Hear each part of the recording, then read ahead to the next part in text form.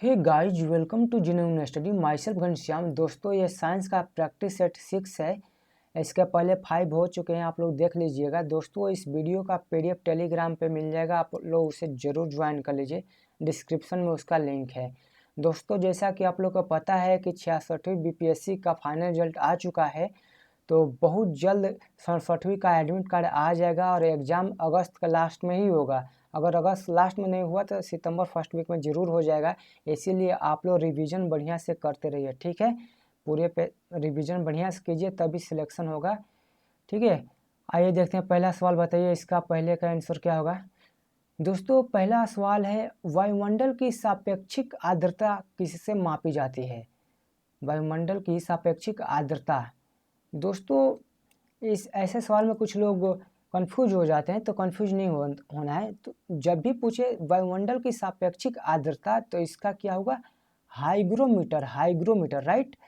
लेकिन अगर द्रव की घनत्व की सापेक्षिक आर्द्रता पूछे ना, द्रव की घनत्व की सापेक्षिक आर्द्रता, तो द्रव के लिए हाइड्रो ये याद रखिएगा, ट्रिक है, ठीक है। हाइड्रो से हाइड्रोजन होता है, जिसका पानी को बनाने में मदद करता है, तो ये ट्रिक है हाइड्रो। तो कभी भी पूछे जल के घनत्व का सापेक्षिक आर्द्रता किससे मापते हैं, तो हाइड्रोमीटर से।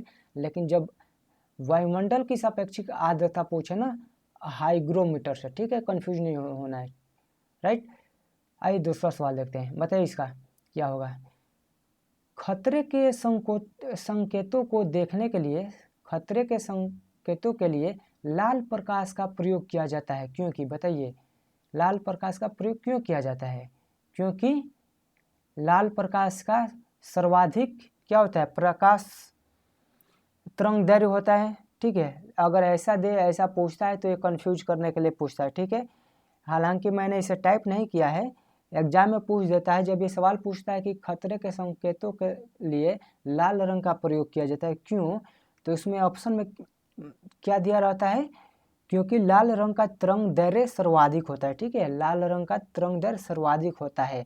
अगर ये ऑप्शन में देता है तो 100% गलत होगा। तरंग दैर्घ्य सर्वाधिक होता है, इसके वजह से नहीं। इसका आंसर होगा, इसका प्रकीर्णन सबसे कम होता है, ठीक है। लाल रंग का प्रकीर्णन सबसे कम होता है, इसीलिए इसका प्रयोग किया जाता है।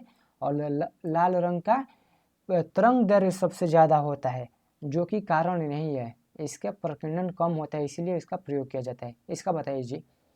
तीसरे नंबर, दृष्टिपटल रेटिना पर जो चित्र बनता है, बताइए वह वस्तु के बराबर होता है परंतु उल्टा होता है। नहीं, ये नहीं होगा। दृष्टिपटल रेटिना पर जो चित्र बनता है वह वस्तु से छोटा होता है, वह सीधा होता है। नहीं, ये भी नहीं होगा, गलत है। वह वस्तु से छोटा होता है, वह उल्टा होता है, ठीक है। छोटा होता है और उल्टा होता है, हाँ, ये करेक्ट आंसर है, ठीक है। इसे याद रखिएगा। ये बताइए, पोलियो का टीका सबसे पहले किसने तैयार किया, ठीक है। पोलियो का टीका सबसे पहले किसने तैयार किया, तो दोस्तों इसका आंसर जो होगा, जॉन साल्क ने पोलियो के टीका का सबसे पहले तैयार किया। लेकिन दोस्तों ये भी पूछता है कि सबसे पहले किसने मुंह से लेने वाली पोलियो के वैक्सीन की खोज की, ठीक है। जो ओरल ड्रॉप जो लेते हैं बच्चे, उसका खोज सबसे पहले किसने किया, तो एल्बर्ट सेविन ने, ठीक है। एल्बर्ट सेविन ने 1957 में। लेकिन ठीक है, कभी भी मुख से पूछे ना, जो ड्रॉप आता है उसका खोज किसने किया, उस वैक्सीन का, तो एल्बर्ट सेविन ने। लेकिन पोलियो का टीका का सबसे पहले किसने, इस पोलियो का टीका सबसे पहले किसने तैयार किया, तो क्या होगा, जॉन साल्क ने। पांचवा देखिए, धूप के चश्मे की पावर होती है, बताइए जी धूप के चश्मे की पावर कितनी होती है, तो 0 डायोप्टर होता है, ठीक है। इसमें कंफ्यूज नहीं होना है। 6 नंबर बताइए, मृग तृष्णा निम्न में से किसका उदाहरण है। मृग तृष्णा निम्न में से किसका उदाहरण है, तो ये पूर्ण आंतरिक परावर्तन का, ठीक है। दोस्तों, मृग तृष्णा ये कहाँ देखने के लिए मिलता है, आप लोग को पता है, बताइए। ये मरुस्थलीय क्षेत्रों में होता है दोस्तों। और इसकी किसका उदाहरण है, पूर्ण आंतरिक परावर्तन का, राइट। 7 का आंसर बताइए, साबुन के बुलबुले के अंदर का दाब, ठीक है। बताइए साबुन के बुलबुले के अंदर का दाब क्या होता है? वायुमंडलीय दाब से अधिक होता है या वायुमंडलीय दाब से कम होता है, वायुमंडलीय दाब के बराबर होता है या वायुमंडलीय दाब का आधा होता है? क्या होता है? तो इसका आंसर होगा वायुमंडलीय दाब से अधिक होता है। ठीक है, वायुमंडलीय दाब से अधिक होता है। राइट। 8 नंबर बताइए, निम्न में से विटामिन सी का सबसे उत्तम स्रोत कौन है? दोस्तों इसमें पूछा है सबसे उत्तम स्रोत, तो विटामिन सी तो टमाटर में मिलता है, बिल्कुल मिलता है, पत्तेदार सब्जियों में मिलता है, दूध में नहीं मिलता है। ठीक है, दूध में नहीं मिलता है। और जो है विटामिन सी जो है आंवला में भी मिलता है। ठीक है, माफ़ कीजिए, आंवला जो है में मिलता है और विटामिन सी का सबसे उत्तम स्रोत जो है आंवला है। ठीक है, आंवला इसका आंसर होगा। ठीक है, विटामिन सी का उत्तम स्रोत क्या है? आंवला। ठीक है, जबकि टमाटर और हरे पत्तेदार सब्जियों में भी मिलता है और नींबू में भी मिलता है, लेकिन सर्वोत्तम स्रोत आंवला। ठीक है, ये बताइए, हृदय की धड़कन नियंत्रित करने के लिए निम्न में से कौन सा खनिज आवश्यक है? तो हृदय की धड़कन नियंत्रित करने के लिए पोटेशियम आवश्यक है। ठीक है, ये एग्जाम में पूछ चुका है दोस्तों, कई बार पूछ चुका है। ये बताइए, सूर्य की ऊर्जा उत्पन्न होती है, सूर्य की ऊर्जा बताइए, नाभिकीय विखंडन द्वारा या नाभिकीय संलयन द्वारा, आयनन द्वारा या ऑक्सीकरण द्वारा? तो सूर्य की ऊर्जा जो है नाभिकीय संलयन द्वारा उत्पन्न होती है। सूर्य की ऊर्जा नाभिकीय संलयन द्वारा उत्पन्न होती है, याद रखिएगा। ठीक है, एंजाइम मूलतः क्या है? एंजाइम मूलतः क्या है? एंजाइम मूलतः प्रोटीन है। दोस्तों आप लोग को ज़्यादा नहीं, साल भर बढ़िया से मेहनत करना है, 8 से 10 महीना या 12 महीना बढ़िया से आप लोग मेहनत करेंगे ना, तो आप लोग का सरकारी नौकरी लग जाएगी। ठीक है, बिना किसी इधर उधर भटके आप लोग तैयारी करेंगे ना कंसंट्रेशन के साथ, तो ज़रूर नौकरी लग जाएगी टाइमली। आप लोग नोट्स बनाते रहिएगा। ठीक है, तो इसको देखिए 12 नंबर, निम्न में से परमाणु के नाभिक में क्या होते हैं? बताइए जी। तो परमाणु के नाभिक में जो है प्रोटॉन तथा न्यूट्रॉन होता है। ठीक है, ये हमेशा पूछता है।